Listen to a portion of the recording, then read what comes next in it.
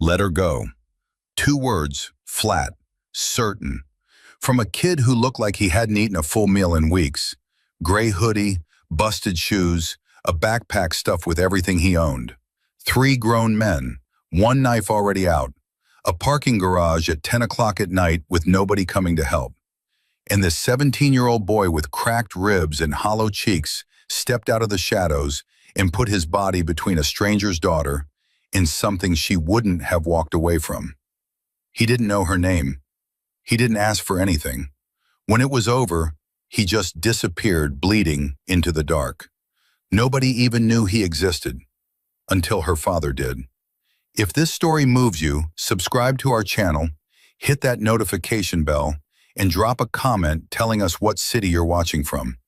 I want to see how far this story travels. The 3rd level of the Riverside parking garage on Clement Street was the kind of place that made people walk faster without knowing why. The fluorescent light above Bay 32 had been flickering for 6 weeks. Nobody from the city had come to fix it. Nobody ever did. On a Tuesday night in late October, that broken light cast everything in a pale, stuttering glow that made shadows move when they shouldn't have. Lily Williams was walking fast. She always walked fast in parking garages, even in the daytime. Her father had taught her that. Don't linger, don't look at your phone, keep your keys between your fingers, always know where the exits are. She had grown up with a father who had seen the worst of people, and Mark Iron Hammer Williams had made sure his daughter never became someone's easy target. But tonight, Lily's mind was somewhere else entirely. She had her backpack slung over one shoulder, stuffed full of AP chemistry notes, and a dog-eared copy of Crime and Punishment that her English teacher had assigned 3 weeks ago, and that she had only gotten halfway through.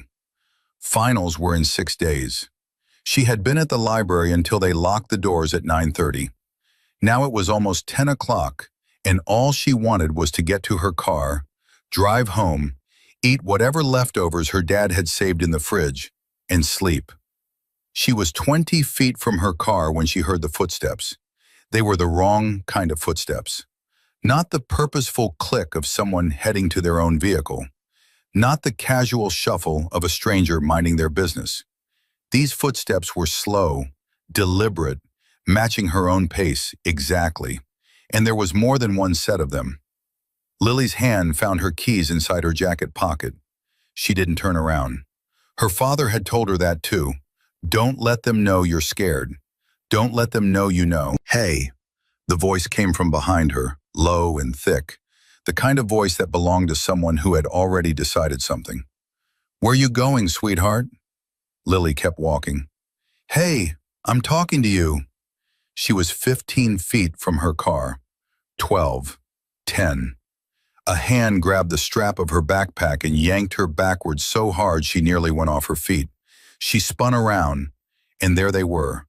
3 men, none of them young. The one who had grabbed her was wide-shouldered, wearing a canvas jacket and construction boots. His face was red and shining. He was drunk. They all were. She could smell it from 3 feet away. The second one was leaning against a concrete pillar, grinning like this was the funniest thing that had happened to him all week. The third one was already moving around to her right side, cutting off any path to the stairwell. Give me your phone, the wide one said. I don't want any trouble, Lily said. Her voice stayed level. She was proud of that, even as her heart was hammering so hard she could feel it in her ears. Then don't make any. He took a step forward. She screamed.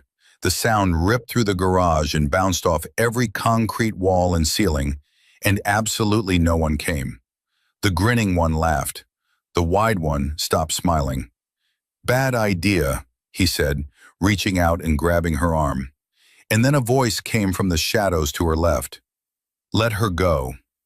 It was calm, not loud, not threatening in the theatrical way you'd expect from someone trying to play the hero. Just flat and certain, and utterly without fear, like someone stating a fact. All 3 men turned. The boy standing at the edge of the flickering light looked like exactly the wrong person to be making that kind of demand. He was maybe 17 years old, lean in the way that spoke of not enough food and too much moving. Wearing a gray hoodie that had been washed so many times it had turned almost white. His jeans were dark with dried mud at the knees. On his back was a backpack so stuffed it looked like it might contain everything he owned, because as it turned out, it did. His face was sharp and angular, the kind of face that would have been handsome with a few more years and a few more meals on it. He had dark eyes that didn't blink, fixed on the three men with an expression that wasn't bravado, wasn't fear. It was something more unsettling than either. It was pure, quiet calculation. "Kid," the wide one said, releasing Lily's arm and turning to face him, with something between amusement and irritation. "You need to walk away right now." "I'm not going to do that," the boy said. "You know who you're talking to?" "Right now?" The boy set his backpack down against the wall without taking his eyes off the men. "Three people who are about to regret tonight a lot more than they already do." The wide one cracked his knuckles. "You got a death wish, boy?" "No," the boy said simply. "Do you?" The wide man moved first. He always moved first. That was the kind of man he was. He threw a right hook at the side of the boy's head, the kind of punch designed to end a conversation in one motion. It didn't land. The boy slipped it. Not the way you slip a punch in a boxing gym with padded gloves and a referee watching. He slipped it the way someone slips a punch when the alternative is dying, fast and economical and completely without hesitation, ducking under the arc of the fist and driving the heel of his palm upward into the man's sternum with a force that didn't look like it should have been possible from someone his size. The wide man made a sound like all the air had been suddenly removed from his body, which was essentially what had happened, and he staggered backward 3 steps, bent at the waist, fighting for breath. The second man, the one who had been grinning, stopped grinning. He came in from the left, faster and lower, going for a tackle. The boy pivoted, used the man's own momentum to redirect him into the concrete pillar with a crack that echoed through the whole level. The man went down and stayed down, clutching his shoulder, swearing through his teeth. 6 seconds. It had been 6 seconds. The third man, the one who had been circling, reached into his jacket.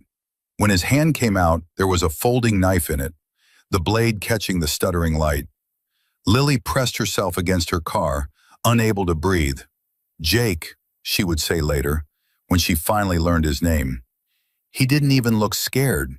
He looked focused, like this was a math problem he already knew how to solve. The man with the knife slashed outward, a wide arc meant to keep distance while he found an angle. The boy, Jake, stepped back once, twice, reading the rhythm. Then the man lunged and Jake moved inside the arc, got both hands on the knife hand, twisted with everything he had, and the knife clattered to the concrete floor. The man screamed and grabbed his wrist. Jake kicked the knife away into the shadows. Then he turned to Lily. "Get in your car," he said. His lip was split. His left eye was already starting to swell from where the first man, recovered now, had caught him with a glancing blow in the struggle. "Lock the door. Call 911. Don't come out until the police get here." "What about you?" "Go." She went. She threw herself into the driver's seat, hit the locks, and grabbed her phone. Her hands were shaking so badly, she had to try 3 times to unlock the screen. She dialed 911 and then turned to look through the rear windshield at what was happening, because she couldn't not look. The 2 men who were still standing were working together now, circling Jake from both sides, and the wide one had found a tire iron from somewhere, she didn't see where, and he was swinging it, and Jake was bleeding now, she could see that, bleeding from above his eyebrow and from his lip, but he kept moving, kept slipping the worst of it, kept making them pay for every inch they took. 911, what's your emergency? Parking garage, Clement Street, Riverside Structure, 3rd level. There's a fight. There are 3 men. They had a knife. There's a boy who is, her voice broke.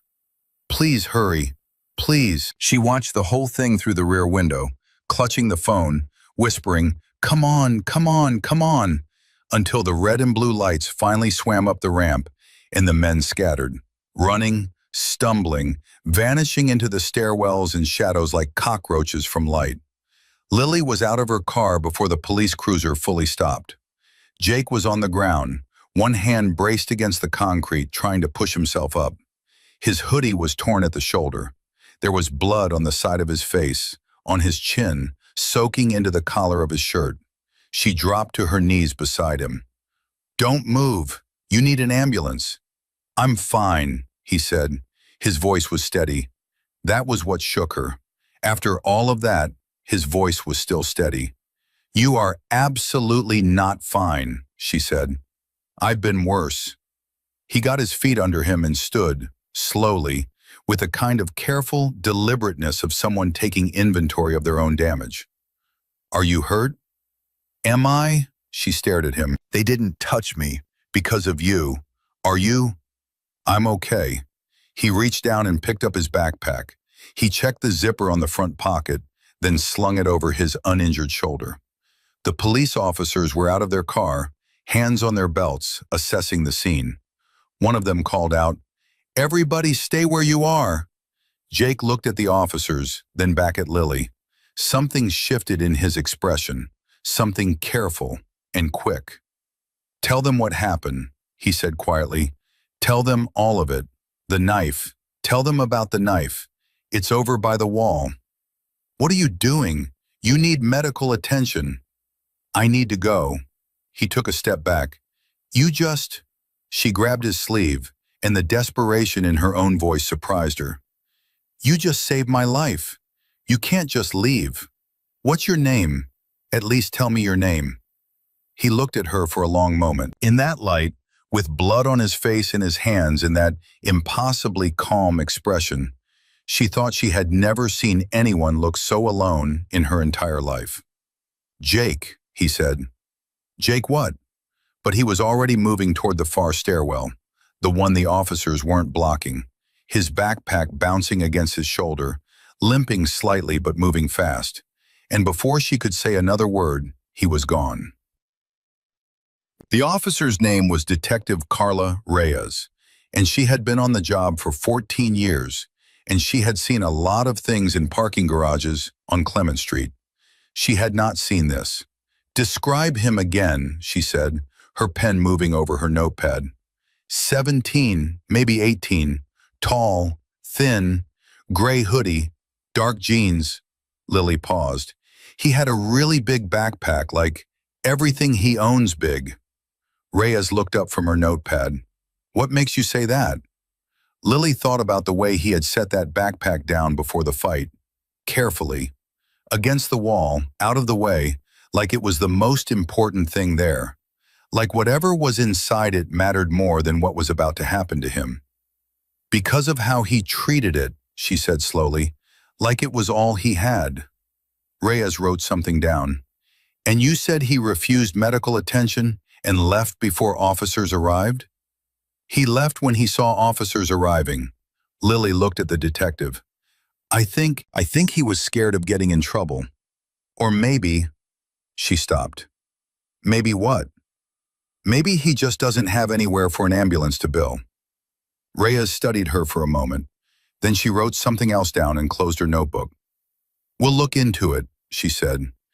Mark Williams got the call at 11:14 p.m. He was in the garage of his house on Wentworth Road, the door open, the old Harley up on the stand, doing what he always did when he couldn't sleep, which was keep his hands busy so his mind had less room to run. He was a big man, broad across the shoulders, with a gray beard trimmed close, and forearms covered in the kind of ink that told the whole story of his life if you knew how to read it. He had not been young for a long time. He had also not been soft for a very long time. His phone showed Lily's name, and he picked up before it rang twice. "Dad," her voice. He was already standing up straight. Parents learn the vocabulary of their children's voices the way musicians learn key changes. The slightest shift, and something in the body responds before the brain catches up. "What happened?" he said.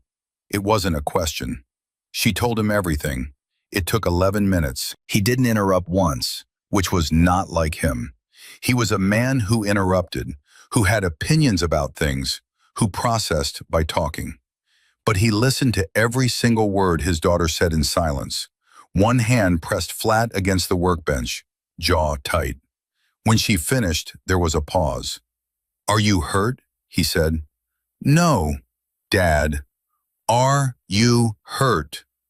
"No, I'm fine. Because of him." Another pause. "Where are you right now?" "Still at the garage. The detective is here. She says I can go soon." "I'm coming to get you." "Dad, I have my car." "I'm coming to get you," he said again, quieter this time, and the quieter he got, the more she knew he meant it. "I'll send somebody for your car tomorrow. You're not driving tonight." He hung up and stood in the garage for 30 seconds with his phone in his hand. Then he walked to the door that connected the garage to the house and opened it and said, "Donna." His wife appeared in the kitchen doorway. She had been awake. She always was when Lily was out late. "Lily's okay," he said immediately. "She's okay." Donna Williams put a hand over her mouth. "Some kid stepped in," Mark said. "A homeless kid, from what she's saying. He took on 3 grown men with a knife and got Lily out of it and then walked away bleeding and wouldn't even give her his last name." Donna stared at him. A kid? 17, she thinks. And he just left? Without anything. Mark's jaw worked. "I'm going to find him." "Mark, I don't know where he is or what his story is or why he was in that parking garage at 10 o'clock at night with everything he owns on his back." He reached for his jacket. "But I'm going to find him, and when I do, I'm going to make sure he knows that what he did tonight meant something." His wife looked at him for a long moment, the way she had looked at him for 22 years of marriage, the way that said she knew exactly who he was and had made her peace with it. "Call Bobby and Ray," she said. "Don't go alone." He didn't go alone. By midnight, the parking garage on Clement Street had 7 Harleys parked on its first level, and the kind of presence that made the 2 remaining squad cars give them a respectful amount of room.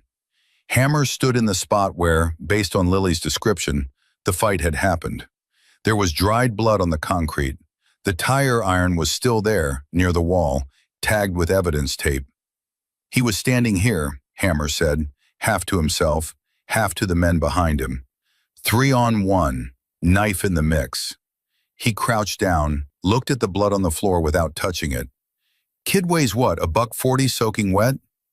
"Lily said he moved like he'd been trained," said Bobby Anchor Torres, the club's vice president, arms folded across his chest. "Like it wasn't the first time." "Or the 10th, said Ray Socket Delgado. He was studying the walls, the sight lines, the corners. "This level, there's spots here where someone could set up for the night, out of the camera angles. Off to the left, behind the pillars." He looked at Hammer. "You think he's been staying here?" Hammer stood up. "Find out." They found his spot in under 10 minutes, behind a utility service door on the 3rd level that had been left with a broken latch. Nothing dramatic, just a gap in the wall where the door didn't fully close anymore. There was a space barely large enough to lie down in. Ray found it because he had grown up in neighborhoods where you learned to spot the places people disappear to, and this one had all the signs. Inside that space, there was a sleeping bag rolled tight, a plastic bin with a lid, a phone charger coiled around itself, a stack of library books, 4 of them, held together with a bungee cord, their spines facing up, Linear Algebra and its Applications, The Art of Problem Solving, Volume 2, The Making of the Atomic Bomb, Crime and Punishment. Ray crouched down and picked up the top book, opened it to a random page. The margins were full of handwriting, tiny, cramped, so dense it covered every available white space. Notes, questions, connections drawn ideas with little arrows. He held the book up for Hammer to see. Hammer looked at it for a long time without saying anything. Then he said quietly, "Who is this kid?" Nobody answered because nobody knew. But every man in that garage felt the same thing at the same moment. The weight of a question that suddenly mattered more than almost anything else they had encountered in a very long time. Somewhere in this city, a 17-year-old boy with broken ribs and a split lip and a backpack full of advanced mathematics textbooks was alone in the dark. He had just done something extraordinary. He had done it for a stranger. He had asked for nothing. He had taken nothing. He had simply walked away, bleeding, into a night that had no room for him, and nobody had even thought to ask if he needed somewhere to go. "We find him," Hammer said. He looked around at the men behind him, men he had ridden with for 20 years, men who had seen the inside of county lockups and hospital rooms and courtrooms, men who understood what it meant to have nothing and to keep going anyway. "Tonight, tomorrow, however long it takes, we find him, and we do right by him." Bobby nodded. Ray nodded. One by one, every man in that garage nodded. Not because they had been ordered to, because they had seen the books. They had seen the margins. They had seen the sleeping bag rolled neat as a soldier's kit, left ready for someone who might need to move at a moment's notice. They had seen the life of a boy who had been given nothing and was still, somehow, trying to become everything. And that was something none of them could walk away from. He was out there tonight, 17 years old, bleeding and alone, carrying everything he had on his back. And not one person in this city knew his last name. That was about to change. Jake Reynolds had a system. Most people who had never been homeless imagined it as chaos, wandering, desperate, reactive. Jake had learned in the first 3 weeks on his own that chaos was what killed you. Chaos meant you got caught sleeping somewhere you shouldn't. Chaos meant you forgot to charge your phone and missed the library's free tutoring session. Chaos meant you ate nothing for 2 days because you spent your last $8 on something that felt urgent in the moment but wasn't. Chaos was the enemy. Structure was survival. So he had a system. He woke at 5:30 every morning before the garage started filling up with commuters. He had 30 minutes to pack everything, wipe down the space so no one could tell he had been there, and get out before the first attendant made his rounds. He knew which gym on 4th Street offered a $7 day pass and had a bathroom with a working lock on the door. He knew the library opened at 8 on weekdays and 9 on weekends. He knew the soup kitchen on Marsh Avenue served until 10:15, but that if you arrived after 9:50, you got the bottom of the pot, which was always lukewarm and always too salty. He knew all of it. He had mapped this city the way a navigator maps unfamiliar water, one careful mile at a time, learning where the rocks were before they could tear you apart. Tonight, the system had broken. He had taken the back stairwell out of the garage, the one that led out onto a service alley off Clement, and he had walked 6 blocks without stopping. Not because he had somewhere to go, but because movement was safer than standing still when you were bleeding and didn't know if the men you'd left on the ground had friends nearby. His ribs screamed with every step. The cut above his eyebrow had stopped bleeding, but had tightened into a throb that pulsed in sync with his heartbeat. His left hand was swollen at the knuckle where it had caught the edge of the tire iron on a block that hadn't been quite fast enough. He stopped in a doorway on Ansel Street and unzipped the front pocket of his backpack with his good hand. Inside, wrapped in a plastic grocery bag to keep it dry, was a first aid kit the size of a paperback novel. He had assembled it himself over 3 months, piece by piece. Antiseptic wipes from a dollar store, butterfly closures from a pharmacy clearance bin, a small roll of athletic tape, 2 ibuprofen tablets sealed in a Ziploc bag that he had been saving for exactly this kind of emergency. He cleaned the cut above his eye standing in that doorway, jaw set against the sting, working by feel and by the thin light of his phone screen propped against his bag. He pressed a butterfly closure over it. He took both ibuprofen. He wrapped his swollen hand in 2 loops of athletic tape, not tight enough to cut circulation, just tight enough to give it something to push against. Then he sat down on the cold ground with his back against the door and let himself have exactly 60 seconds of not being okay. He had learned that too. You didn't suppress it entirely. That was how you broke down at the wrong moment. You gave yourself a minute. You felt it, all of it. The fear that had been there the whole time underneath the calm. The pain that his adrenaline had been drowning out.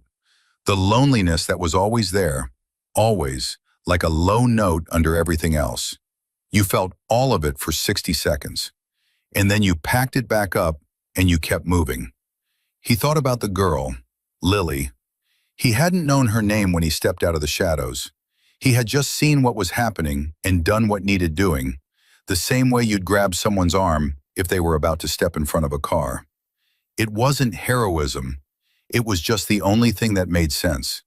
But now, sitting in that doorway with his ribs aching and his hand throbbing and 60 seconds ticking down in his head, he let himself think about the look on her face when she had grabbed his sleeve. The way her voice had cracked when she said, "You just saved my life." Nobody had looked at him like that in a very long time. Nobody had looked at him like he mattered in a very long time.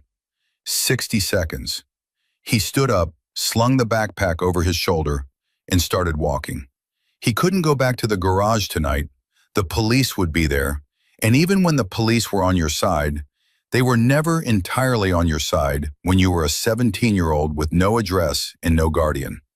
Questions led to systems, and systems led to people making decisions about your life that you hadn't agreed to. He had been through that before. He was not going through it again.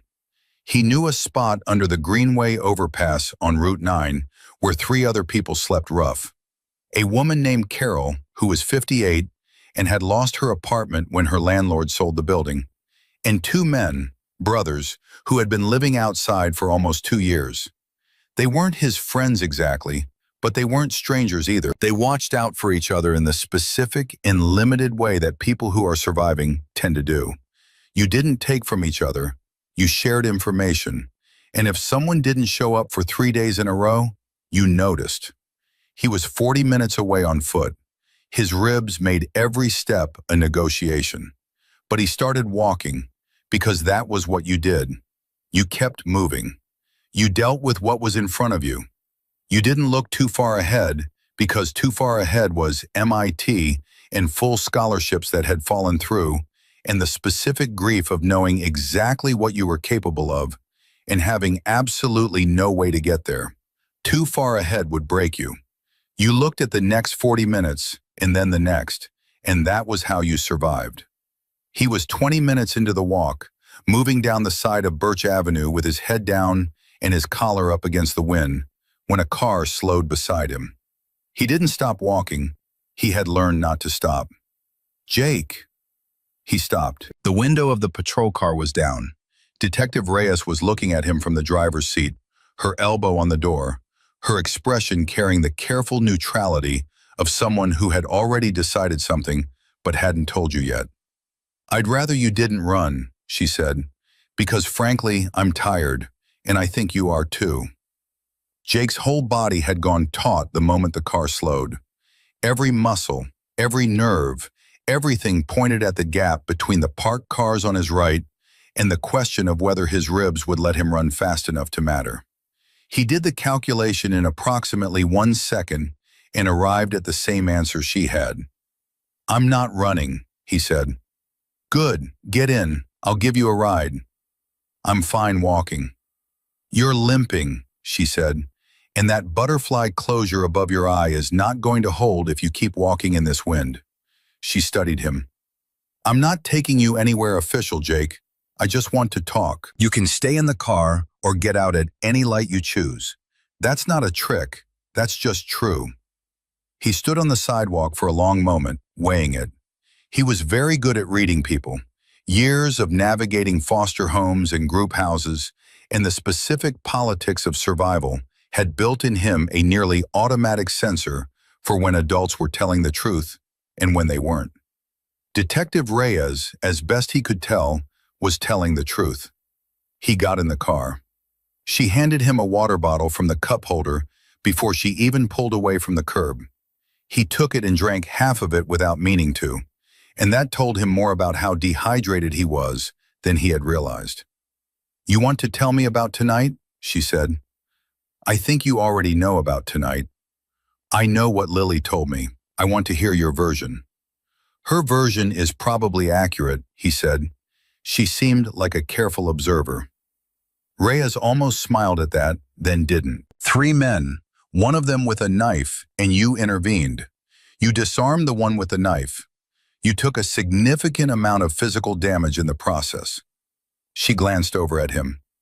"Where did you learn to fight like that?" Jake looked out the window. "Here and there." "That's not a real answer." "No," he agreed. She let the silence ride for a block. Then, "The gym on 4th Street, Martinez's place.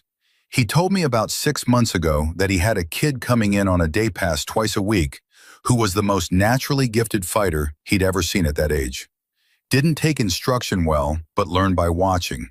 Spent more time watching than hitting." She paused. "He said the kid always looked like he was doing math in his head." Jake said nothing. "That you?" she asked. Still nothing.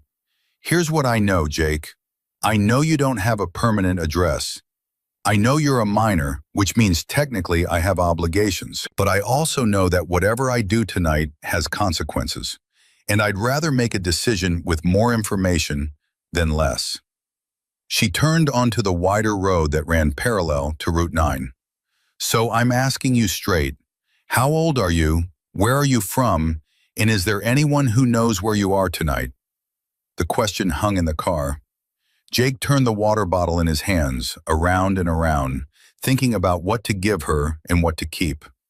17, he said finally. "I aged out of the foster system in Mercer County 8 months ago. They said 18, but my caseworker retired and someone filed the wrong date, and it happened early. I appealed it. Lost." He said it the way you'd describe a weather event, factually, without self-pity, because self-pity was a luxury he had decided he couldn't afford. "No living relatives. The system tried to place me in a group home, but the group home had a different address than the one on file, and by the time I found out, I had already missed the enrollment window for my school, and I wasn't going to lose my school." He paused. "So I found another way." Reyes was quiet for a long moment. When she spoke, her voice was careful. "You have a school?" "Jefferson High. I'm a senior." He looked at her. "I have a 4.0. I have an acceptance letter from MIT that I'm trying to figure out how to afford. I take the 38 bus in the morning, and I do my homework at the library, and I stay at the garage on Clement most nights because it's dry, and the latch on the service door is broken, and nobody's bothered to fix it in 2 months." He said it all in a row, level and quiet, because he needed her to understand something. "I am not a problem that needs to be solved. I am a person who has a plan. I just need to stay out of the system long enough for the plan to work." The car was stopped at a red light. Reyes had her hands on the wheel, and she was staring straight ahead. And Jake could see something moving in her face. Not pity exactly, which was what he feared most, but something more complicated than that. Something that looked almost like anger, not at him, at the shape of things. "MIT, she said quietly. "Yes. You were accepted. Last March." She turned to look at him. "And you've been living in a parking garage since—" "A car before that. The garage is actually better. It's dry and there's more security lighting, which sounds counterintuitive, but it means fewer people coming around." Reyes said a word under her breath that was not appropriate for a detective on duty. And then she said, "Okay, I'm going to tell you something, Jake, and I need you to really hear it." She turned to face him fully. "What you did tonight, what you did for that girl, that kind of thing has a way of setting things in motion that can't be stopped. Lily Williams is not just anybody. Her father," she paused, choosing her words, "her father has resources, and he has loyalty, and when someone does something for one of his own, he doesn't forget. Ever." Jake frowned slightly. "I don't want anything from him." "I know you don't," she said. "That's kind of the point." She drove him the rest of the way to the greenway without another word, and when she pulled up to let him out, she reached into the back seat and handed him a brown paper bag. He opened it. Sandwich, apple, 2 granola bars, a small thing of orange juice. "From the break room," she said. "Nobody's going to miss it." He looked at the bag for a moment, then he looked at her. "Why are you doing this?" "Because I have a son your age," she said simply, "and because you did the right thing tonight when you didn't have to, and because the system failed you, and I'm part of the system, and sometimes the only thing you can do with that is buy someone a sandwich." She put the car in park. "I'm going to give you my card. If anything happens, anything, you call me. Not the main line, my cell number on the back. You understand?" He took the card. He read both numbers. He memorized them because he always memorized important numbers, and put the card in the front pocket of his backpack, the same place he kept his acceptance letter and his birth certificate and the photograph of his mother that was creased down the middle from being folded and unfolded so many times. "Thank you," he said. He was not a person who said that easily, which was why when he said it, he meant it completely. She nodded. "Get some sleep, Jake." He got out of the car.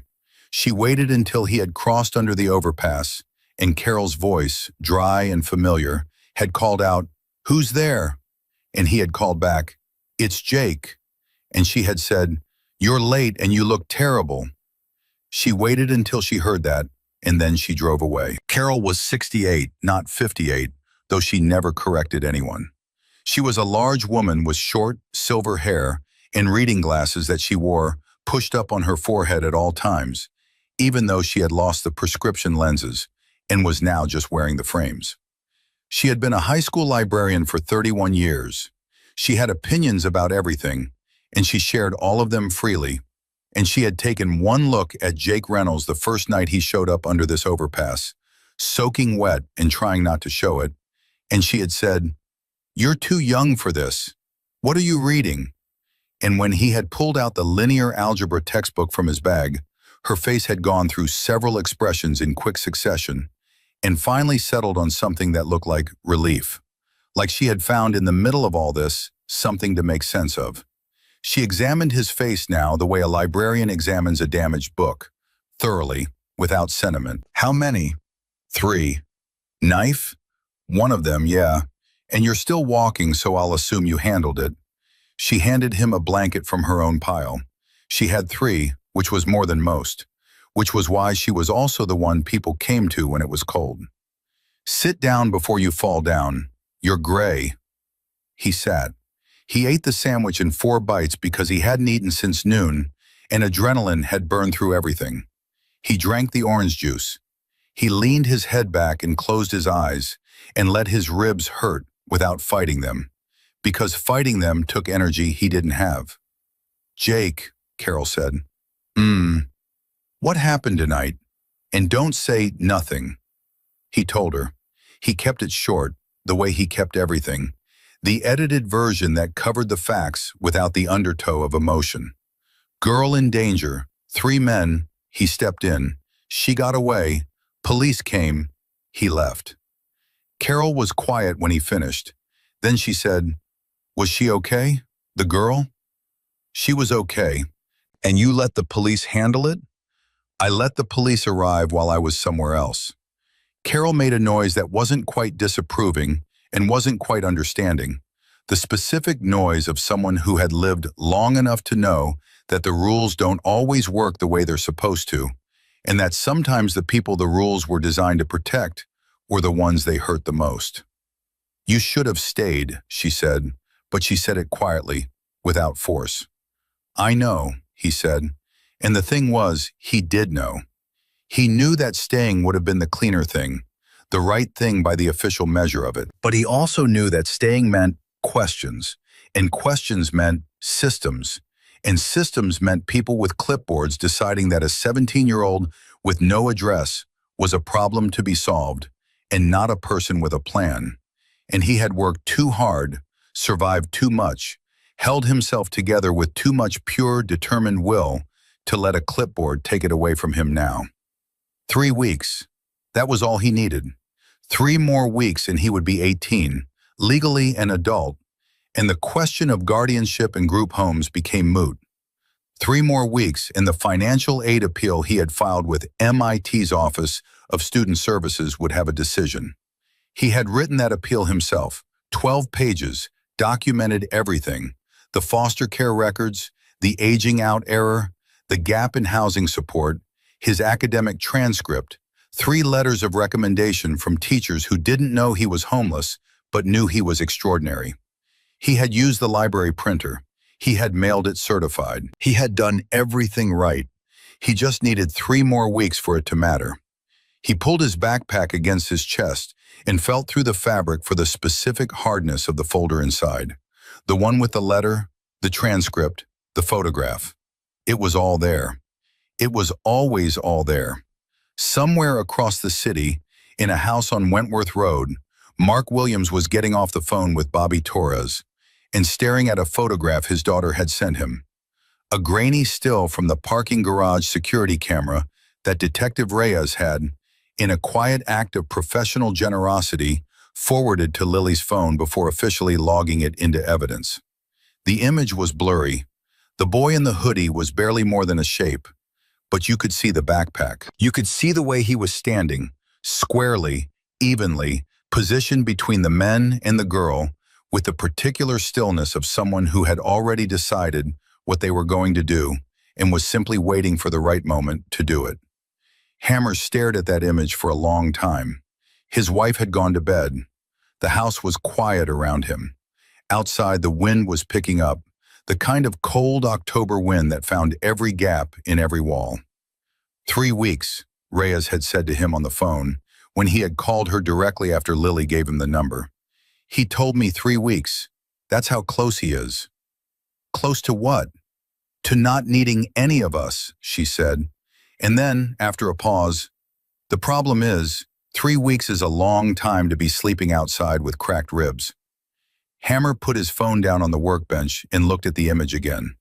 The boy in the shadows. The boy who had stepped forward when every reasonable instinct would have told him to step back. The boy with everything he owned on his back and calculus in the margins of every book he read. Bobby, he said. Bobby Torres had been standing in the doorway for the last 5 minutes because Bobby always knew when to show up without being told. Yeah, boss.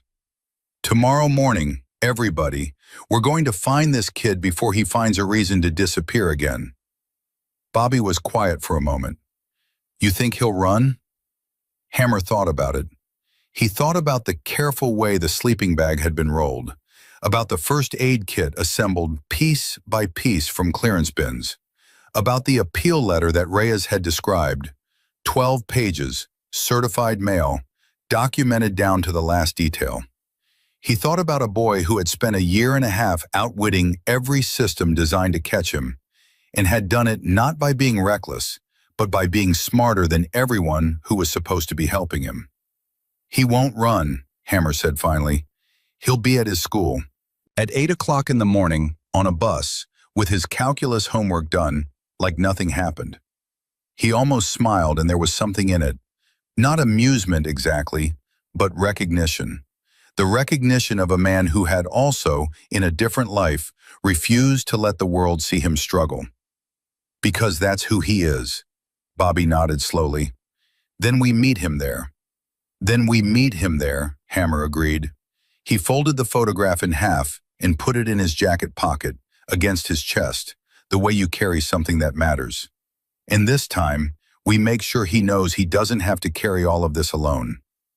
He was on the 38 bus at 7:43 in the morning, exactly like Hammer had predicted.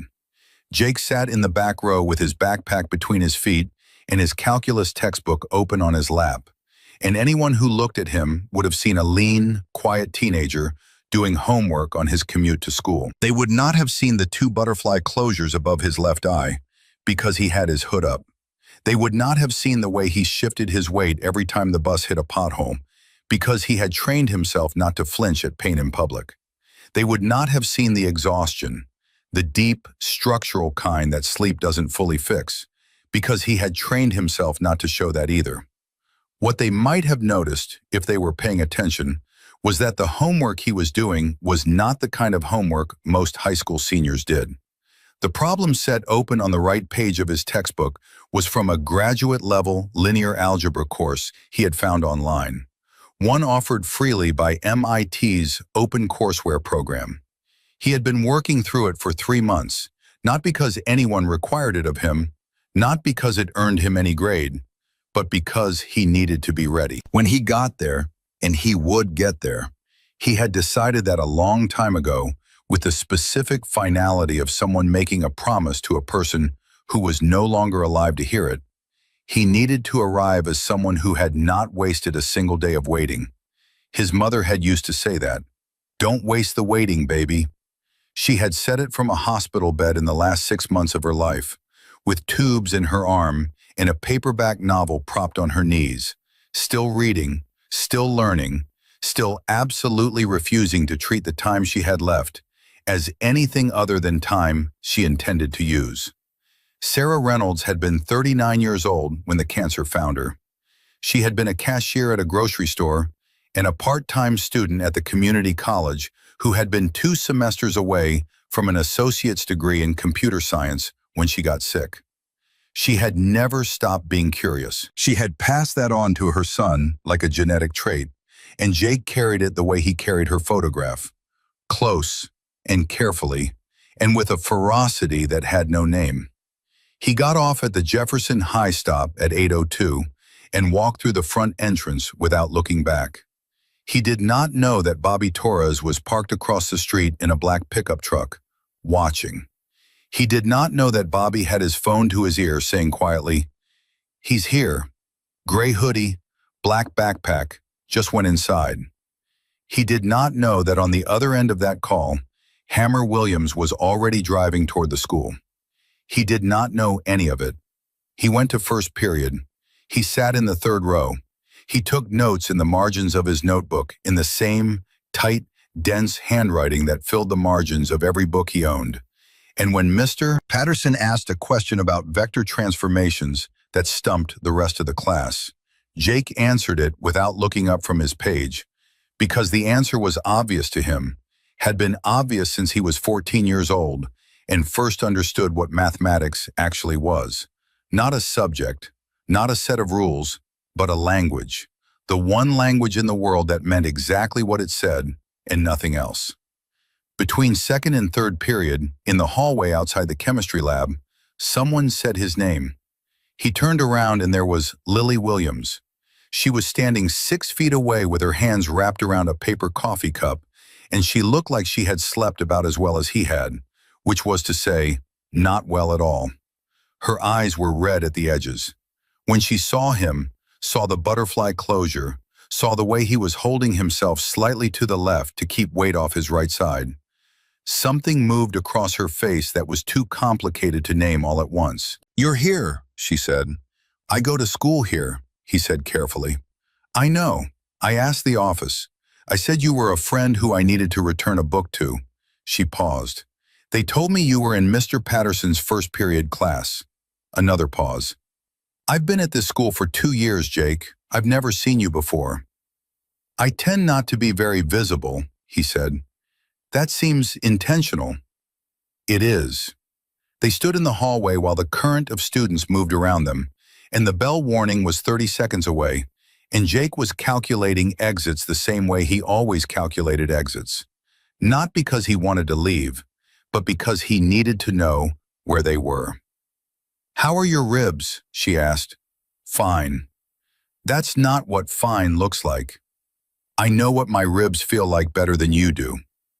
"Probably," she said, "but I have a father who used to wrap his own broken ribs with athletic tape rather than go to a hospital. And I know what that particular kind of fine looks like, and it's exactly like you look right now."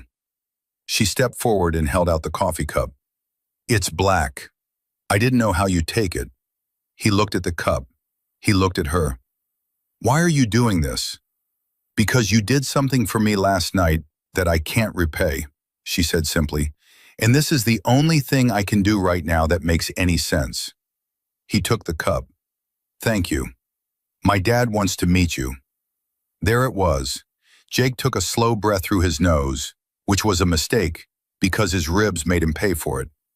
I appreciate that, but he doesn't need to. That's not really how my father operates, Lily said, and there was something in her voice that was wry and warm and slightly resigned, the specific tone of someone who loves a person exactly as they are, while also being very clear-eyed about who that person is. He's already looking for you.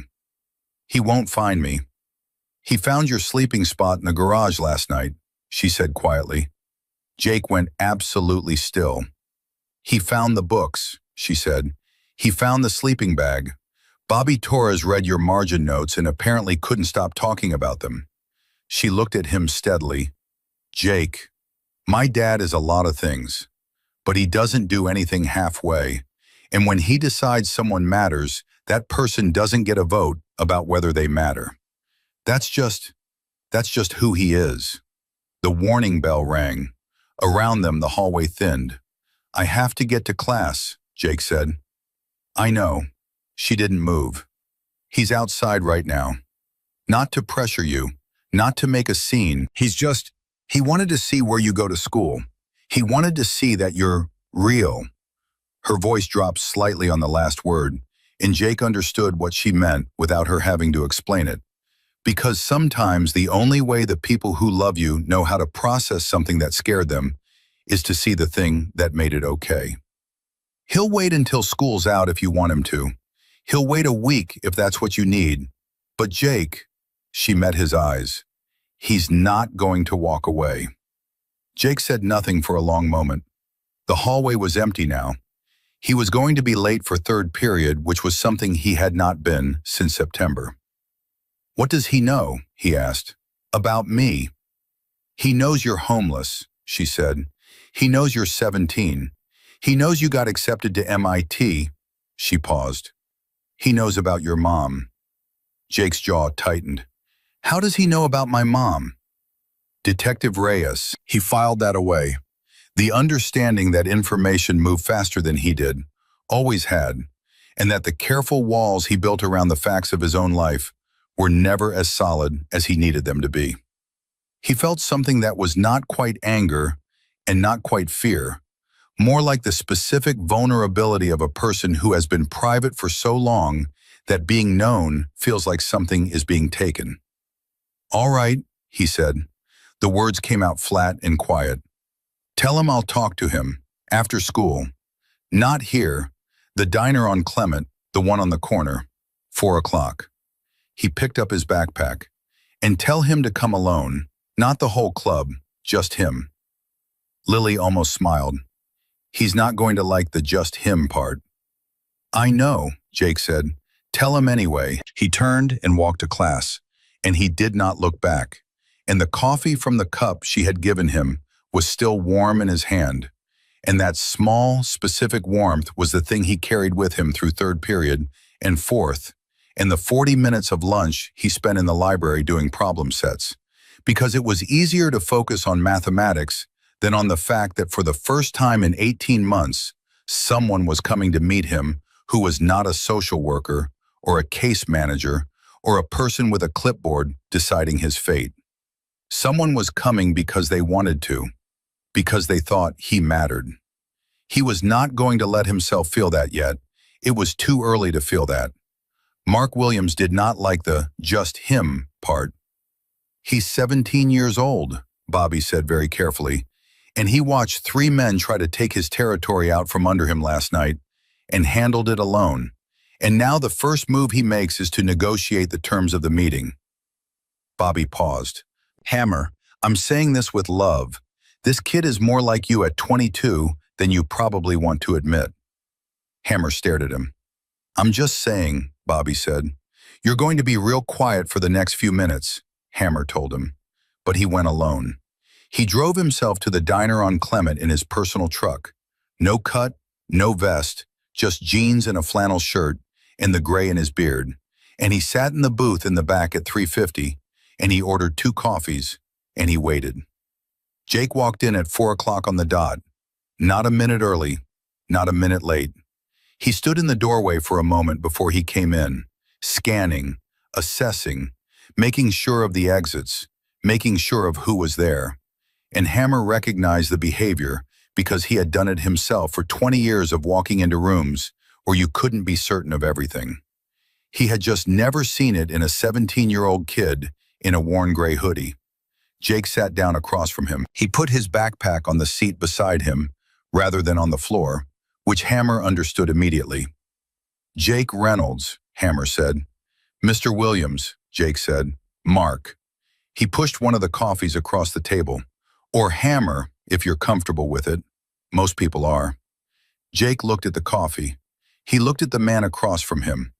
Mark Williams was large in the way that men are large when they've spent a lifetime working physical jobs and living physical lives. Not gym-built, but earned. His hands on the table were scarred and calloused and completely still, and his eyes were gray and direct and doing the same thing Jake's eyes were always doing, which was reading everything in the room at the same time. "You have a daughter who means everything to you," Jake said, "and something almost happened to her last night. I get why you're here. I don't need anything from you, but I understand why you came." Hammer was quiet for a moment. "She told me you said that, pretty much word for word. Then I'll say something she didn't tell you." Jake wrapped both hands around the coffee cup. "I've had people want to help me before. Social workers, teachers, a foster family in Mercer County who meant well, and then got overwhelmed and meant well from farther and farther away until they were just a signature on a form. I'm not saying you're any of those things. I'm saying I've learned that wanting to help and being able to help are two different things, and that the space between them is where people like me tend to get hurt the most." He paused. "So I'll talk to you, but I need you to be honest with me, not kind, honest." Hammer looked at this boy, this thin, battered, exhausted, razor-sharp boy, and felt something move through him that was not pity and was not admiration and was not anything simple enough to name. It was closer to recognition. The recognition of someone who had also, a long time ago, been the kind of person who walked into rooms alone and scanned for exits and trusted the math more than the people. "That's fair," Hammer said. "Okay." Jake held his gaze. "Then honestly, why are you here? Not because Lily told you to find me, the real reason." Hammer was quiet for a long moment. Outside, a car passed. The waitress refilled someone's water 2 tables over. The diner made its small sounds around them. "Because I looked at the books in that storage space last night," Hammer said finally. "I looked at the margins. Bobby couldn't read half of it. Too technical, he said. But I could see what it was. I could see that every page of every book you own has been worked through. Not just read, worked through, like you were in a conversation with it." He paused, and I thought about a 17-year-old kid sitting in a parking garage at night, by flashlight, having a conversation with advanced mathematics, while the rest of us were asleep in our beds and had no idea. His voice stayed level, but something underneath it didn't. And I thought about my daughter, and I thought, if I have any right to sit in a warm house and sleep in a real bed and call myself a man who stands for something, then I have an obligation to show up for this. Not because you asked me to, because it's right. The table was quiet. Jake looked at the coffee cup in his hands for a long time. When he looked up, something in his face was different. Not open exactly, but less closed. The way a door looks when the lock has been turned back, but the handle hasn't been touched yet. "I have 3 weeks," he said. "Rhea's told me.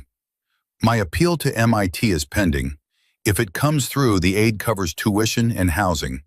If it doesn't..." He stopped. "I have a backup plan." "What's the backup plan?" "Community college for 2 years while I reapply." "That's not a backup plan," Hammer said quietly. "That's a punishment." Jake blinked. "It's practical. It's what you settled for because nobody was sitting across from you telling you you didn't have to settle." Hammer leaned forward, elbows on the table. "I'm not here to give you a handout, Jake. I'm not here to be your charity project or to make myself feel good about something. I'm here because my daughter is alive tonight because of you. And in my world, that creates a debt, and I pay my debts." He paused. M-I-T. What do you need? Not what you're hoping for. What do you actually need, start to finish, to walk onto that campus in September? Jake stared at him. Tuition, housing deposit, transportation, books, first month's expenses, Hammer continued. What's the number? You can't. I didn't ask if I could. I asked what the number was. Jake's throat moved. He looked down at the table. When he looked back up, his eyes were very still. The way eyes get when someone is working extremely hard to keep the surface of themselves calm, because what is underneath is too big to let out in a diner on Clement Street at 4 in the afternoon. 15,000, he said, give or take, if the appeal doesn't cover everything. Okay, Hammer said, that's not a small amount of money. No, Hammer agreed. It's not. He picked up his coffee. It's also not 15 years of your life, which is what you lose if you go to community college and reapply and let the window close. Those two things are not the same size, Jake, even though right now they probably feel like they are. Jake said nothing. His jaw was tight. His hands were tight around the cup. Everything about him was tight, coiled, braced against the possibility of wanting this too much and having it disappear. Because that was the specific injury that life had given him most. Not the absence of good things, but the arrival of them followed by the removal. And the second time always hurt worse than the first. I'm going to make some calls tonight, Hammer said. Not to do anything, just to see what's possible. And tomorrow, I'd like you to sit down with me and my wife and tell us everything. The appeal, the numbers, the timeline, all of it. Not because we're taking over, because we need to know the shape of it before we can figure out how to help. He paused. And tonight, you're not sleeping in a parking garage. Jake opened his mouth. I have a guest room, Hammer said. It has a door that locks from the inside. You don't have to talk to anyone. You don't have to do anything. You just sleep in a real bed and eat a real meal and let those ribs start healing properly. He looked directly at him. I'm not asking you to trust me yet. I'm asking you to not sleep on a concrete floor with cracked ribs when there's a real bed 20 minutes away. That's all. The diner was quiet around them. Jake Reynolds sat with a cup of coffee he hadn't drunk and the weight of 18 months of absolute solitude on his shoulders. And across from him, a man with scarred hands and gray eyes was waiting with the specific patience of someone who already knew the answer, but understood that the person across from them needed time to arrive at it themselves. Jake looked at the table. He looked at the window. He looked at his backpack on the seat beside him, the one with the acceptance letter inside it, and the photograph of his mother, and Detective Reyes's card, and the appeal that he had written 12 pages of and mailed certified and was still waiting on an answer for. Don't waste the waiting, baby. Okay, he said quietly. Hammer nodded. Just once. Finish your coffee, he said. And for the first time in 18 months, Jake Reynolds let someone else hold the weight of the next hour. Just for 1 hour, just enough to breathe. He drank the coffee. It was hot, and it was real. And outside the diner window, the city moved through its late afternoon as if nothing had changed. But something had. Something had shifted in the particular way that things shift when a door that has been locked for a very long time is finally, carefully, opened from the inside. Neither of them said anything else for a while. They didn't need to. Some things don't need words. Some things just need two people sitting in a diner, drinking coffee, deciding to trust the next 5 minutes. And then the 5 after that. And then the 5 after that.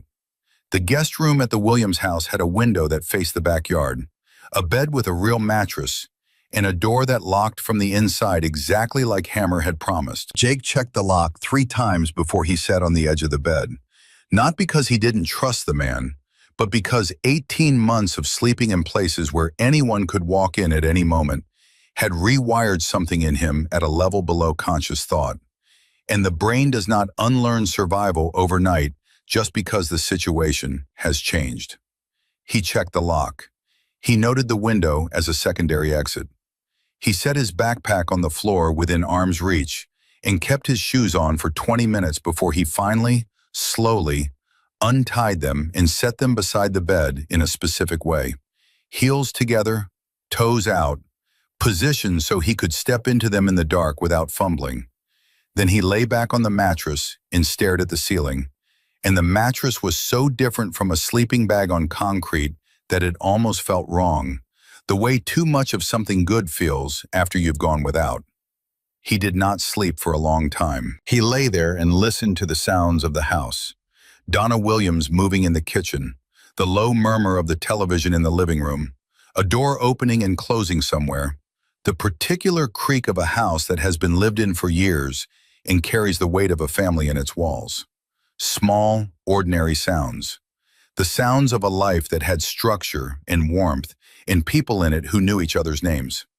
He had not heard sounds like that since the apartment on Grover Street 3 years ago, when his mother was still alive and still filling every room she was in with the specific energy of a person who refused to give up.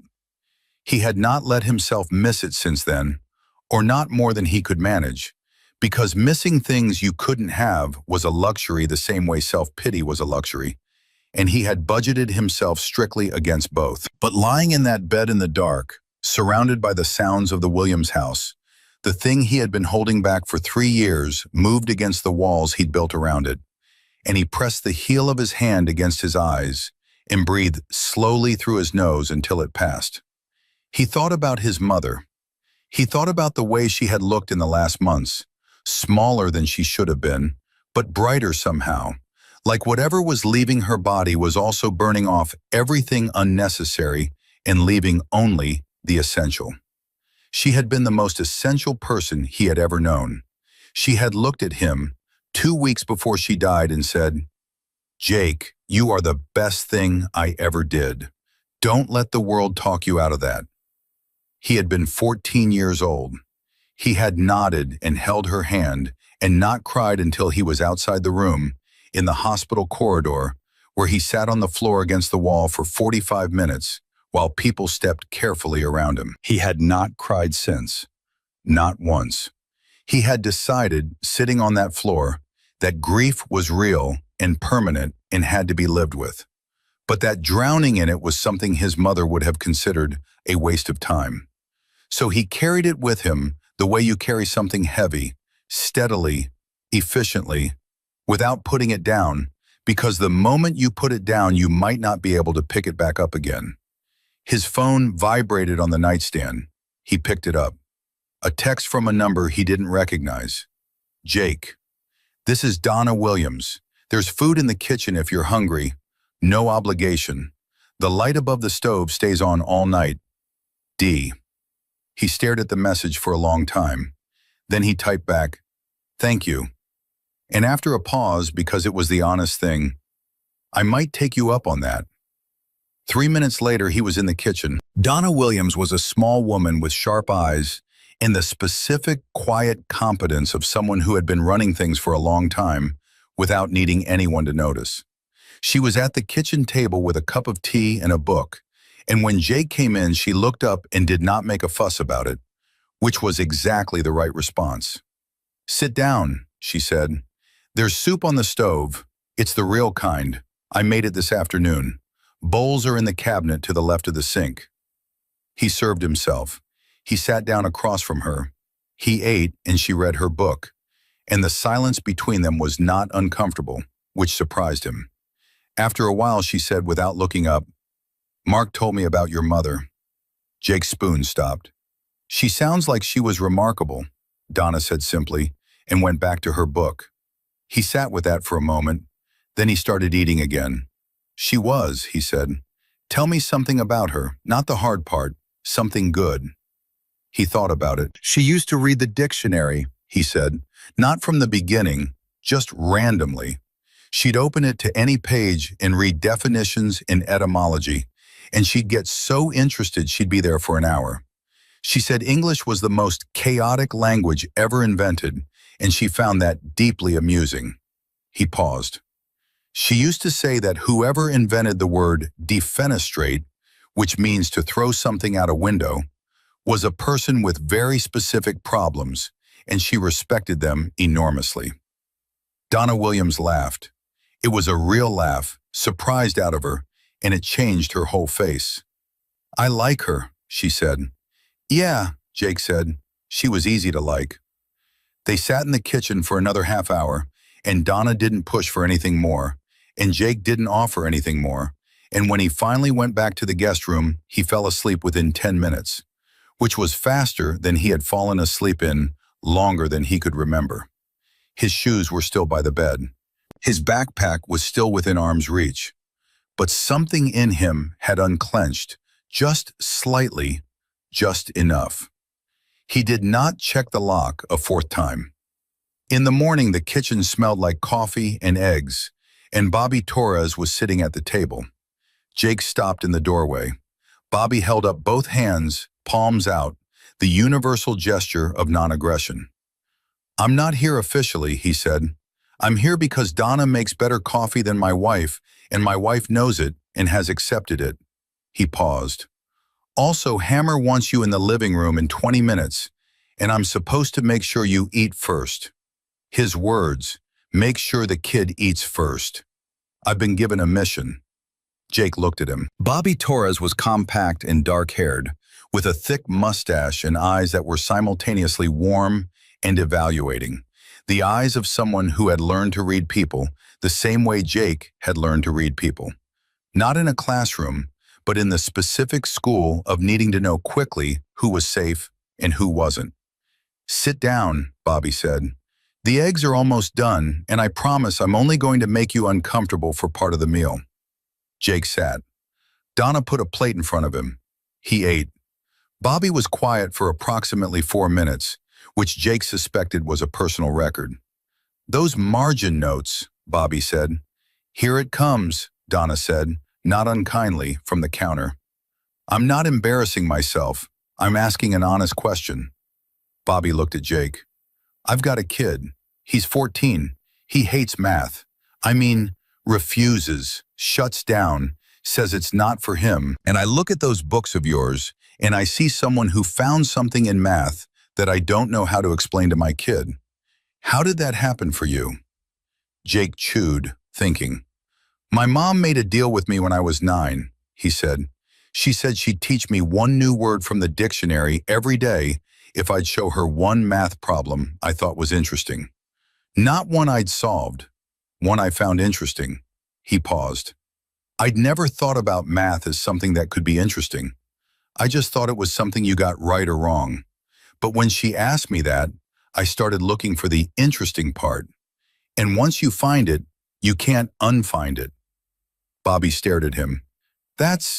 Huh. He sat back. "That's what I've been doing wrong. I keep asking him if he got it right." "Most people do," Jake said.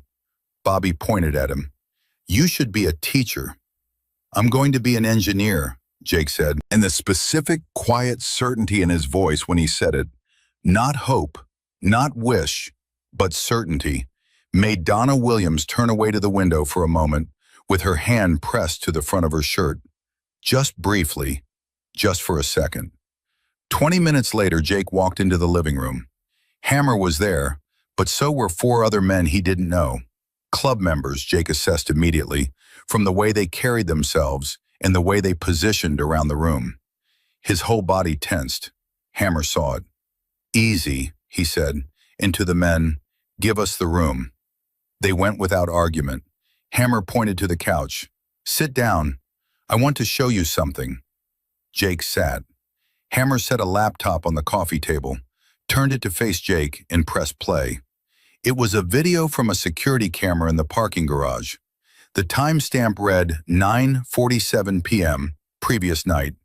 The angle covered most of the 3rd level, and what Jake watched, for the first time, was himself. He had not seen it from the outside before. He had only known it from inside.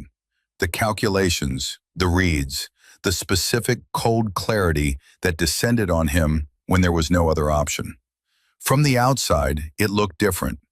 From the outside, it looked like a 17-year-old kid stepping out of the shadows to face three men twice his size, with a kind of absolute calm that did not come from training alone.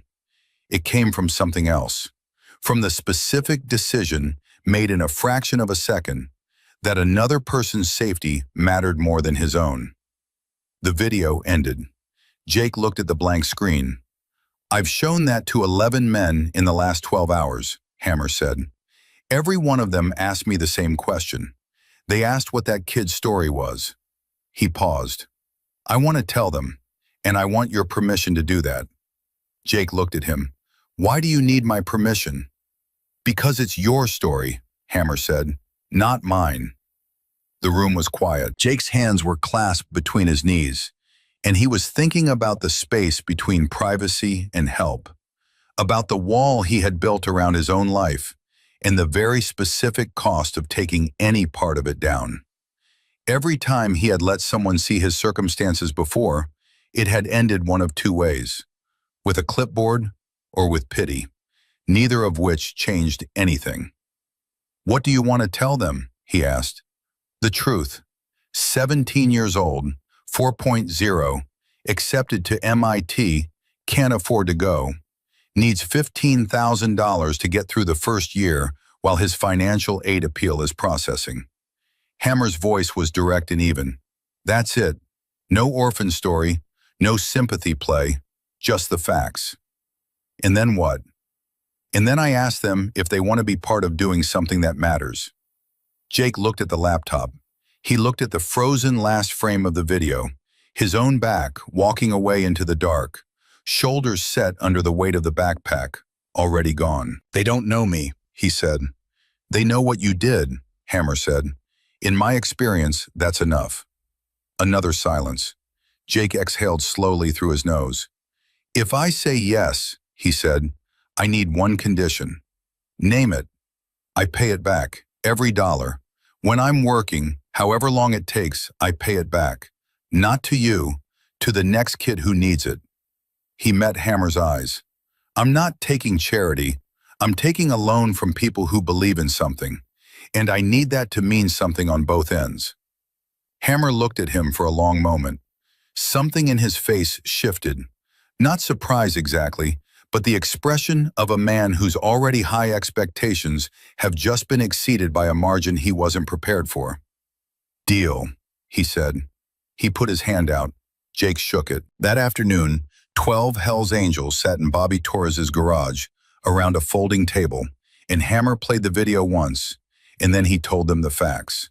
17 years old, MIT, $15,000. And he did not editorialize, and he did not dramatize, because with a story like this, the facts were already everything. The room was quiet when he finished. Then Ray Delgado said, "I got 500 right now." Then Bobby Torres said, "I can do 8. And then it went around the table, and it went fast. The way things go fast when people are not calculating whether to give, but only how much. And Jake sat in the corner of that garage with his backpack on his lap and watched 12 men he had never met pull out wallets and phones and make calls to bank accounts. And by the time it was done, the number on the notepad in front of Hammer was $11,200, which was not $15,000. Jake was already doing the arithmetic, already recalculating, already rerouting to the backup plan in his head when Hammer's phone rang. Hammer looked at the screen. His eyebrows moved, just slightly. He answered it and said almost nothing, just listened, said yes twice, said, "I'll tell him," and hung up. The room was watching him. "That was Detective Reyes," Hammer said slowly. He looked at Jake. "Your appeal came through." Nobody breathed. "They approved the full financial aid package," Hammer said. "Tuition, room, board, full ride." He paused, and his voice, which had been steady through everything, was not entirely steady now. "She said the committee noted in their decision that the documentation was, her words, the most thorough and articulate appeal this office has received in 11 years. Jake did not move. He sat completely still in the corner of that garage, and the $11,200 was on the table in front of Hammer, and the full scholarship was on the phone, and 3 years of holding everything together with nothing but mathematics and stubbornness and the memory of his mother's voice was standing right there in the room with him. And the wall that he had built to keep himself from wanting things too much was taking a hit it had not been designed to survive. Bobby Torres said very quietly, "Kid." Jake pressed both hands flat on his thighs. He stared at the concrete floor of the garage. His jaw was tight. His chest was tight. Everything was tight, all at once. The way things get right before they let go. "Hey," Hammer said, his voice dropping to something private, something meant only for Jake. "You did that, not us. You wrote those 12 pages. You documented every single thing. You mailed it certified." He leaned forward. "You did that." Jake looked up. His eyes were very bright. He blinked once, twice, 3 times, and then he said, in a voice that came out slightly rougher than usual, "I told her not to waste the waiting." "Who?" Bobby asked. "My mom." He cleared his throat. He straightened his spine. "She told me not to waste the waiting." Ray Delgado, who was not by any measure a soft man, looked at the ceiling.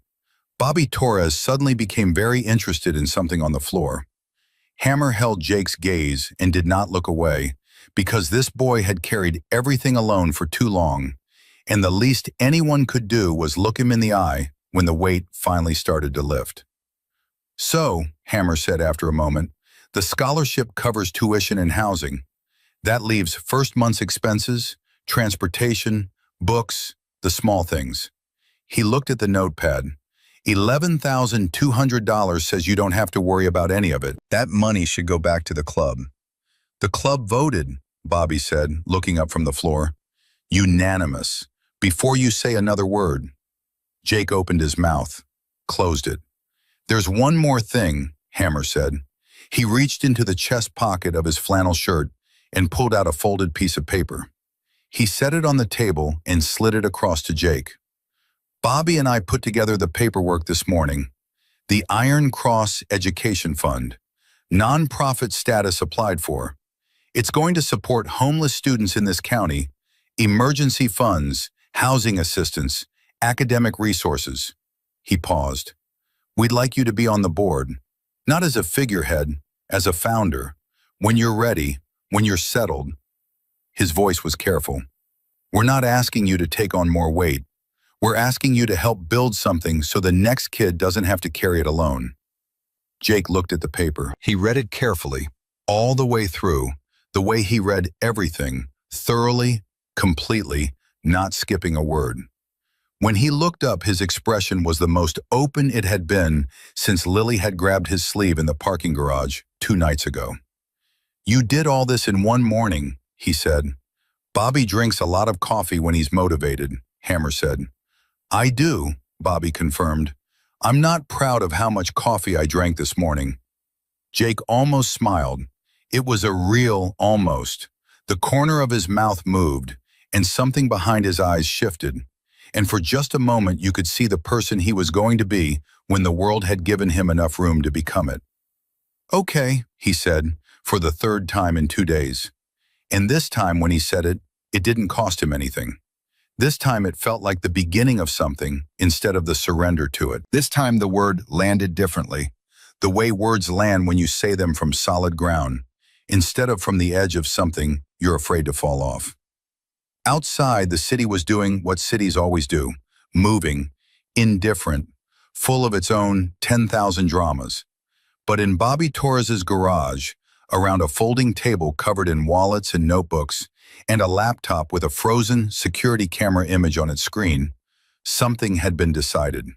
12 men and a 17-year-old boy, and one folded piece of paper that said, in plain legal language, that the next kid would not have to do this alone. Jake Reynolds put the paper in his backpack. He put it in the same pocket as the acceptance letter and the photograph and Detective Reyes's card. He zipped it closed, and for the first time in 18 months, the backpack felt lighter. 3 weeks later, Jake Reynolds turned 18 in the Williams house. He did not announce it. He had not announced it in any of the previous 3 years either. Birthdays had become logistical markers for him, not celebrations, just the date on a calendar that meant something changed in a legal document somewhere. But Lily had found out from Detective Reyes, who had found out from the foster care records she had no business accessing, but had accessed anyway.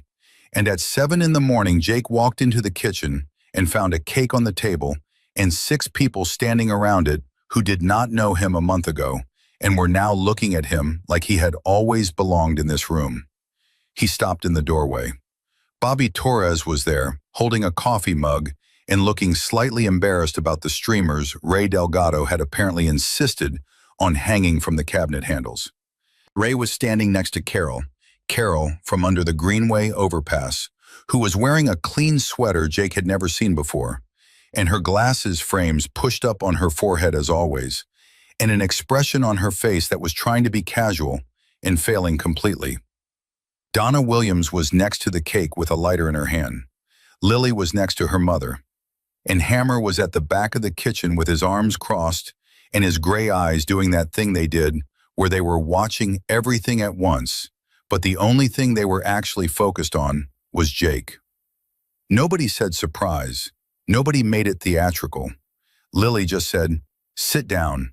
Donna made the cake from scratch, and you're going to eat a piece, even if you have to force it." Jake sat down. He ate a piece of cake. He did not say much because he could not trust his voice entirely, and everyone in that kitchen understood that, and nobody pushed. Carol sat beside him while Donna cut the second round and said, quietly, close to his ear, "Your mom would have thought this was completely excessive, and she would have loved every second of it." Jake looked at her. "How do you know that?" "Because you described her to me for 6 months under an overpass," Carol said, "and I know exactly who she was." She patted his hand once, briskly, the way librarians pat things when they mean business. "Now eat your cake." He ate his cake. Afterward, when the kitchen was clearing and Bobby was washing dishes with the loud, cheerful inefficiency of a man who volunteers for tasks he isn't good at, Hammer said, "Walk with me." They went to the garage, Hammer's space, the one with the Harley on the stand and the workbench along the wall, and the particular smell of oil and metal that Jake had come to associate with the man over the past 3 weeks in a way that felt, uncomfortably and then comfortably, like the smell of somewhere safe. Hammer leaned against the workbench. Jake stood with his hands in his jacket pockets. "You leave in 9 days, Hammer said. "Yes." "Transportation's arranged. Bobby's driving you. Non-negotiable. He already told his wife, and once Bobby tells his wife something, it is structurally impossible to undo." Jake almost smiled. "I wasn't going to argue." "You were going to argue," Hammer said. "You argue every time someone tries to do something practical for you. You've gotten better about it, but you still do it." He said it without judgment, just as fact, the way he said most things. "The Iron Cross Fund paperwork came back from the state. We're official. Non-profit status granted." He paused. "We already have 3 applications." Jake looked up. "3? Word gets around." Hammer's voice was level, but his eyes weren't. Jefferson High guidance counselor reached out. Apparently there are 2 students currently couch surfing whose situations she's been worried about for a year and didn't have anything to point them toward. She called us the day after the story ran. "What story?" Hammer was quiet for half a second, just half a second, but Jake caught it. "What story?" Jake said again, and this time it wasn't a question. Hammer reached to the workbench behind him and picked up a folded newspaper. He set it on the bench beside him without handing it over. "Local paper," he said. "The reporter has been trying to reach you for 2 weeks. I told her you needed time. She agreed to wait. The story ran yesterday." He paused. "I should have told you sooner." Jake's jaw tightened. "What did you tell her?" "Nothing she didn't already have from public records and from Reyes. I didn't give her anything personal, Jake. Not your mother, not the foster care, nothing that belonged only to you." His voice was steady and direct. I told her about the fund. I told her about MIT. I confirmed that you were real, and that what happened in the garage was real, and that this was a story worth telling. He held Jake's gaze. Because it is. And because sometimes the things that are worth telling publicly. Because they make other people believe something is possible. Jake stood still. He was doing the thing he always did when something hit him sideways. Going very quiet, processing at speed, assembling the information and its implications like a proof, checking for flaws in the logic, looking for where it could hurt him. How many applications did you say? He said finally. 3, Hammer said, in one day. Jake looked at the newspaper. He reached out and picked it up and unfolded it. And there was the headline, and there was the still from the security camera. Grainy, the boy in the gray hoodie, a shape more than a face. One hand on the backpack strap, already turning toward the shadows. And under it, 4 column inches that he read in approximately 45 seconds. He folded it back up. He set it down. I want to talk to the guidance counselor, he said, before I leave, about the 2 students.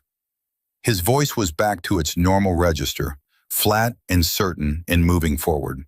I want to know their specific situations, financial need, academic standing, what the gaps are. I can help structure the applications before I go. Hammer looked at him for a long moment. Jake, I have 9 days. You also have cracked ribs that still aren't fully healed, and a bedroom full of MIT orientation materials that you have touched exactly twice, and a mother who is not here, but who I am absolutely certain would have something to say about you spending your last 9 days in this city doing other people's paperwork instead of your own. Jake met his eyes. The paperwork is the point, he said quietly. That's the whole point, isn't it? The paperwork, the application, the 12 pages, that's what gets you through. If I know how to do that, and those 2 kids don't, and I have 9 days. He stopped. His voice was even, but underneath it was a current of something fierce and old. The accumulated weight of every form he had ever filed alone, every appeal he had ever written by flashlight, every system he had navigated without anyone beside him who knew how it worked. Nobody showed me, he said. Nobody sat down with me and said, here is how this works. Here is what they need to see. Here is the language that opens doors. I figured it out myself, and it took 3 years, and I almost missed the window entirely. He looked at Hammer. I have 9 days, and I know how. That's enough. The garage was quiet. Hammer uncrossed his arms and put both hands flat on the workbench. He looked at the floor. When he looked back up, something in his face was different, fuller somehow, in a way that was hard to name. All right, he said. Tomorrow, I'll call the counselor tonight. Jake nodded. Thank you. Stop thanking me. You keep doing things that merit it. Then we're stuck in a loop, Hammer said, and the corner of his mouth moved, and Jake's did too. And for a moment, the garage was warm with something neither of them would have described out loud, but both of them knew the shape of. The counselor's name was Ms. Patricia Holt, and she had been at Jefferson High for 19 years, and she was the kind of woman who kept files on students long after the system said she was supposed to close them, because the system was wrong about when you stopped needing to be watched out for. She sat across from Jake at a table in the school library on a Saturday morning with 2 folders in front of her, and the careful, assessing expression of someone deciding how much to trust. She decided quickly. Something about the way Jake opened his notebook and asked his first question, specific, technical, about documentation requirements for emergency housing assistance, told her everything she needed to know about who she was dealing with. She opened the first folder. The student's name was Marcus, 16 years old, couch surfing between 3 different households since his mother's eviction in August. 3.8 GPA, wanted to study electrical engineering, had not told a single teacher about his situation because he was afraid of what would happen if the wrong person found out. Jake read the file. He asked 4 questions. He wrote 6 lines of notes. He said, "This one is straightforward. Emergency Housing Fund covers the gap. We document the academic record and the extenuating circumstances. The application goes in this week." He needs someone to sit with him while he writes his personal statement. It'll take 2 hours. He looked up. Who does he trust? Ms. Holt blinked. His chemistry teacher, I think, Mr. Patterson. Can you get Mr. Patterson in a room with Marcus and a laptop on Monday? Yes. I'll write them a guide, step by step, what to say and how to say it. I'll have it ready by Sunday night. He moved to the second folder. What about this one? The second student was a girl named Deja, 17, sleeping in her aunt's storage unit 3 nights a week, in the school library the other nights. She had a key because a janitor had left one hanging on a hook by the side door, and she had taken it and replaced it every morning, and nobody had noticed for 2 months. Her grades were inconsistent, which Ms. Holt said immediately, and Jake said, just as immediately, "That's not a character issue. That's a stability issue. Show me the progression." He looked at the grade history. The pattern was exactly what he expected. Strong in every subject during the weeks when she had a consistent place to sleep, dropping off sharply during the periods of instability. She's not inconsistent, he said. She's navigating. There's a difference. He looked at Ms. Holt. Does she know about the fund? Not yet. Can you bring her in today? Ms. Holt sat back in her chair and looked at Jake Reynolds with an expression he didn't entirely know how to interpret. It was somewhere between professional admiration and something more personal, something that had to do with the specific grief of watching a child struggle alone, and then watching another child who had been through the same thing walk into a room and immediately, instinctively, turn toward the one who needed help. I can call her right now, Ms. Holt said. Deja arrived 40 minutes later, suspicious and closed in the way that people are closed when they have learned that openness costs more than they can afford. She sat down across from Jake with her arms crossed and her eyes moving around the room, calculating, and Jake recognized every single thing about that posture because he had worn it himself every day for 3 years. He did not do the thing adults always did, which was immediately try to make her comfortable by telling her everything was going to be okay. He just opened his notebook and said, I'm Jake. I graduated from Jefferson in June. I'm going to MIT in 9 days. For the last 18 months, I've been sleeping in a parking garage on Clement Street. He said it the way he said everything, evenly, without drama or self-pity. Tell me what you need. Deja stared at him. I have your grade history, he continued. You're not inconsistent. You're actually extremely consistent when your housing is stable. What I need to know is what your priorities are, what you want after this, not what you're settling for. She uncrossed her arms. Architecture, she said. It came out quietly, like something she hadn't said out loud in a long time. I want to study architecture. Good, Jake said. Write that down. He pushed the notebook toward her. Write it in your own handwriting, right now, because that's the first sentence of your application. She picked up the pen. She wrote it. And then she looked at what she had written on the page, and something in her face cracked open, just slightly, just at the edges, the way things crack open when you see a piece of yourself made real and permanent on paper, and realize that it is not, after all, a thing that can be taken away. Jake spent 4 hours in that library on Saturday and 3 hours on Sunday writing documentation guides and reviewing application drafts and making sure that every form was filled out correctly and every deadline was noted in 2 places. He did it efficiently and without fanfare.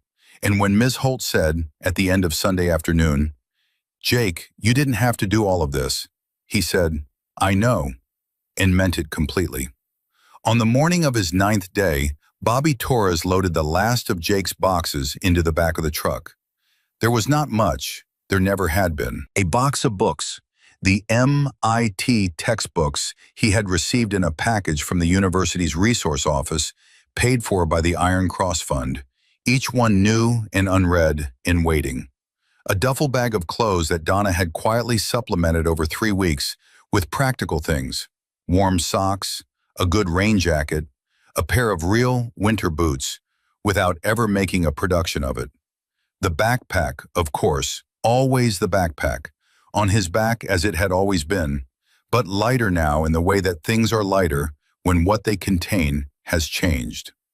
The club was there, all 12 of them, plus Carol, who had taken a bus from the Greenway, and Detective Reyes, who was technically off duty and was wearing a jacket instead of her vest, and trying to look casual about being there, which she wasn't.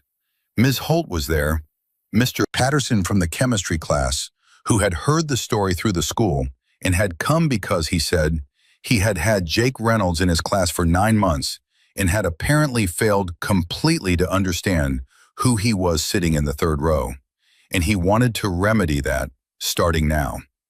Jake stood by the truck and looked at all of these people, and the feeling that moved through him was not something he had language for, and had never expected to need language for. And so he stood with it without naming it, and let it be as large as it actually was. Hammer walked up to him last. He put a hand on Jake's shoulder, solid, brief, the way men like him communicated things they wouldn't say in front of a crowd. "You call," Hammer said. "Not when things are bad. Call whenever. You call on a Tuesday because something interesting happened in your engineering class. You call on a Sunday because you ate something strange in the dining hall. You call because you are a person who belongs to people now, and that's what people do." Jake looked at him. His throat moved. "I know you're going to be fine," Hammer continued, quieter now, meant for Jake only. "I've known it since I saw those margin notes. But fine isn't the same as not alone, and you have spent too long confusing the two." He squeezed Jake's shoulder once and let go. "Don't waste the waiting, kid." Jake's breath caught. "She would have liked you," he said. Hammer's jaw worked. He nodded once. "High praise," he said. "I'll take it." Bobby Torres honked the truck horn from the driver's seat with the subtlety of a man who has exactly none. "Some of us have a 6-hour drive and a wife who made me promise to be back for dinner," he called out. "Let's move." Jake turned to the assembled crowd. He was not a speech-making person, and everyone there knew it, which was why the fact that he said anything at all made every person go still. "3 weeks ago," he said, "I was in a parking garage trying to get from one night to the next. That was the whole plan. Next night, next morning, next bus, next library hour, next page of the problem set." He paused. "I want you to understand something. The plan was always MIT. The plan was always more than surviving.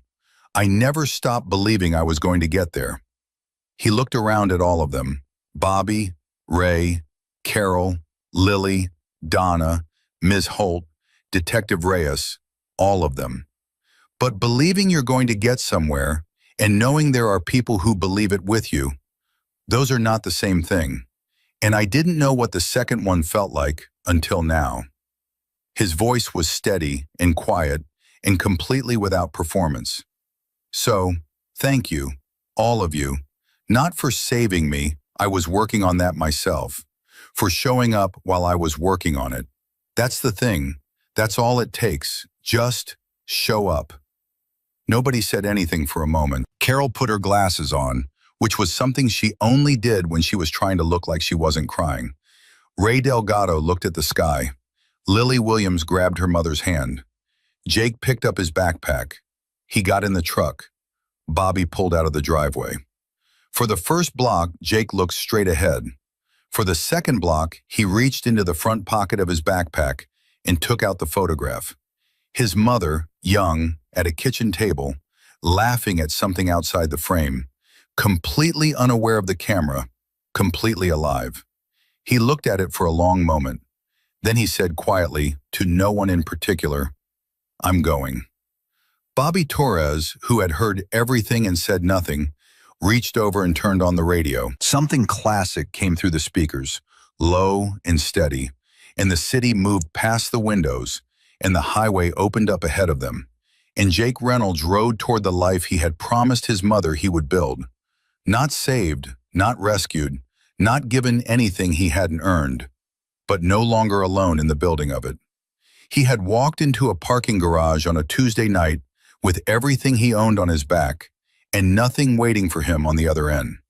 He had stepped out of the shadows for a girl he didn't know because it was the only thing that made sense. He had asked for nothing and held his ground and bled on concrete and walked away without his name. And somehow, through one girl's gratitude, one father's loyalty, one detective's decency, one old librarian's company, and 12 men who understood what it meant to have nothing and keep going anyway, the world had rearranged itself around that single act of courage and given him exactly what he had been earning all along. He was 17 when he stepped out of those shadows. He was 18 when he drove away from them. The difference between those two numbers was not a year. It was the difference between surviving alone and building something with people who showed up. And that difference, as it turned out, was everything. The highway stretched out long and clean and entirely possible in front of him. And Jake Reynolds, who had never wasted a day of waiting in his life, pressed his back against the seat, felt the road under the wheels, and began.